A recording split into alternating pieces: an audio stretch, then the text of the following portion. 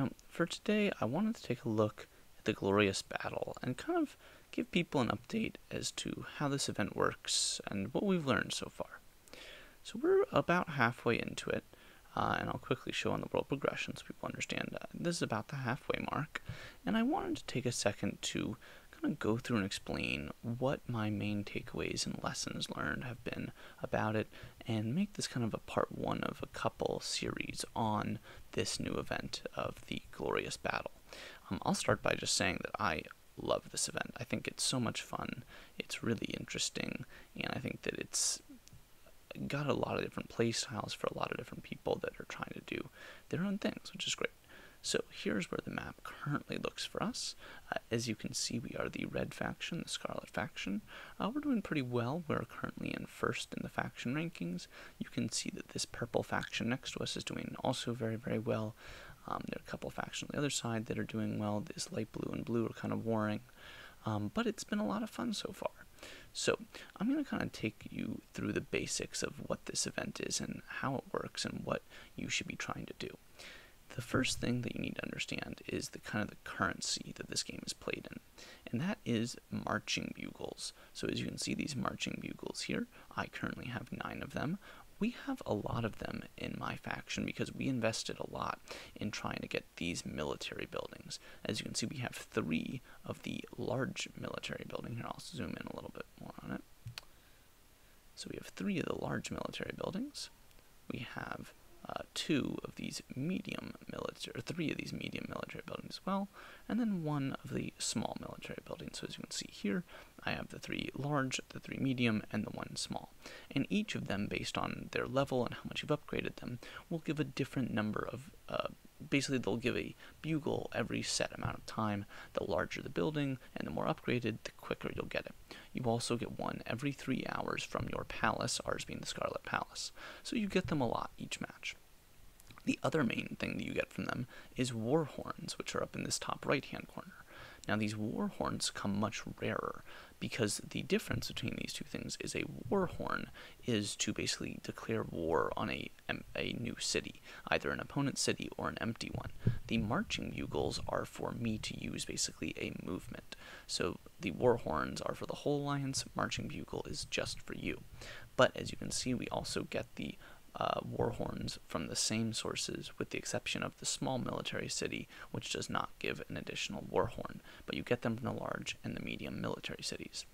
So that's the main currency that we're using in order to move troops around and do basically anything, whether it's a construction, a trade, or anything else.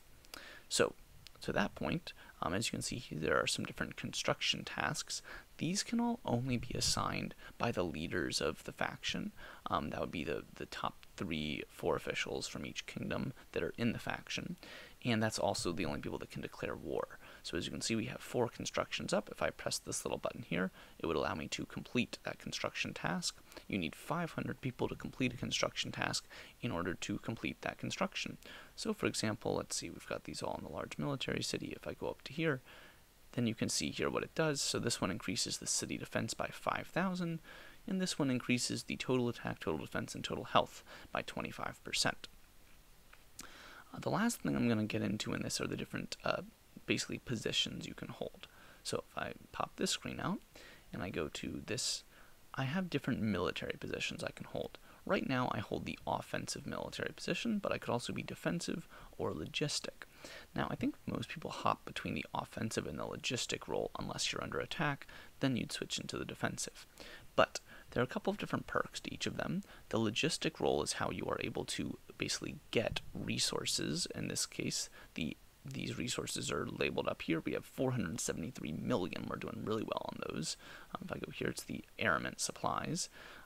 So traders can basically generate them, and then they can also move them. So if you look at me, when I click on a building, I have defensive, construct, or view. If I was in logistics mode, I would also have a little transport button where I could transport resources to that building. Basically, that's how you generate points as well.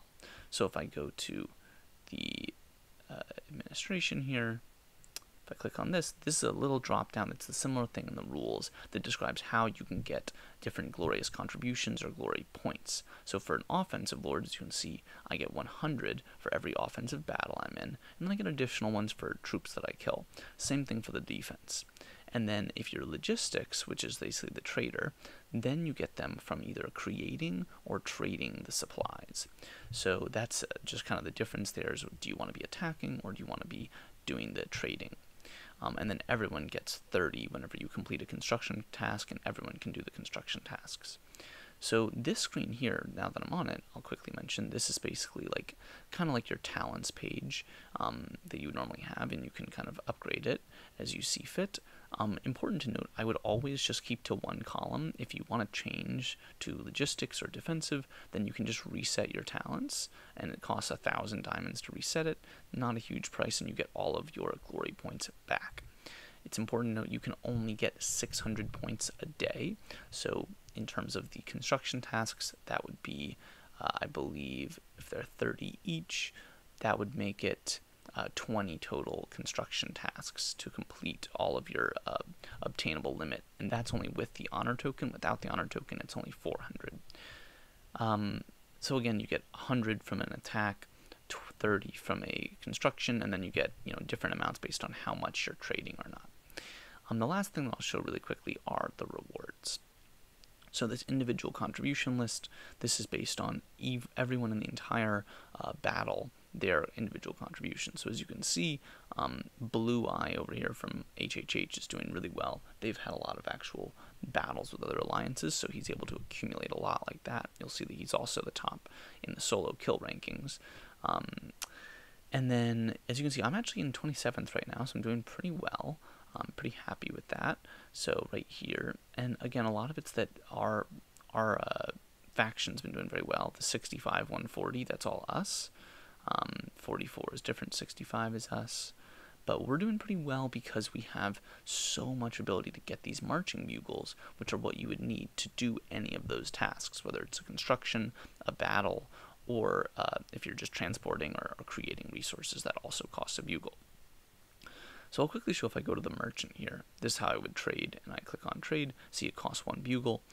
Because I'm offensive, I lose 50% efficiency, so it's not good to do it in this role, and I also don't get any points for doing it from this role. So would not recommend doing that. But that's how you would trade, and that's how you get those points. Going back to the rewards, though, again, the actual rewards that you get are amazing. If you're in this top list, you're getting SS medals, a bunch of blessing stones, so it's really, really nice rewards. Where I'm in 27th, I'd be getting 1,200, 50 SS medals, and then these, which is fantastic. The elimination rankings, again, this is only at the halfway point, so it's not a good representation of where we're going to be at. I haven't done any battles, so I'm at 0, but basically these are also really, really good rewards. This is a really nice castle skin that you can get. You get total attack badges and then more of the glorious raffle tokens, which I'll get to last. And then the faction influence, this is just based on your faction's place. We're right now in 1st, as I said, and hopefully we can hold on to that and get the extra SS medals and blessing stones. So I mentioned these glory raffle tokens, and that'll be the last thing that I'll touch on in this video. If you go to the glory raffle screen, you can see that there are 3 different features. I believe they'll be updating these with the new update that's coming out soon, so keep in mind that this may change for you. But this is the only way that you can get the Darius champion medals from this wheel. If you go to the dragon, you get lots of dragging lessons from this, as well as food and marks. And then the last one is the SS medals one. You get SS medals, S medals, and A medals. So definitely a lot of good stuff here. And basically you use 10 for each. So if you got 1st place and got that 300 from being the top elimination, that would be 30 spins of any of those 3 wheels. Again, I'm not sure if they're going to add another wheel or if they're going to change exactly what the rewards are. They did mention that that might happen with this next update, but this is what they are for right now. So overall, like I said, I really think this event is a lot of fun. You're able to play it from many different perspectives. It does require you to be online a lot but it seems like it's a fun way to meet other alliances, a fun way for people to kind of be playing the game and doing a lot more, and it's a great way to get some really, really good rewards like those SS medals and the Blessing Stones. So I hope you enjoyed tuning in. I hope you'll tune in next time. I'm going to do another video about Glorious Battle, talking about kind of how the battles work and what that whole deal is. But until next time, this is TyrionLanstr signing off. Have a great rest of your day, and I'll see you next time.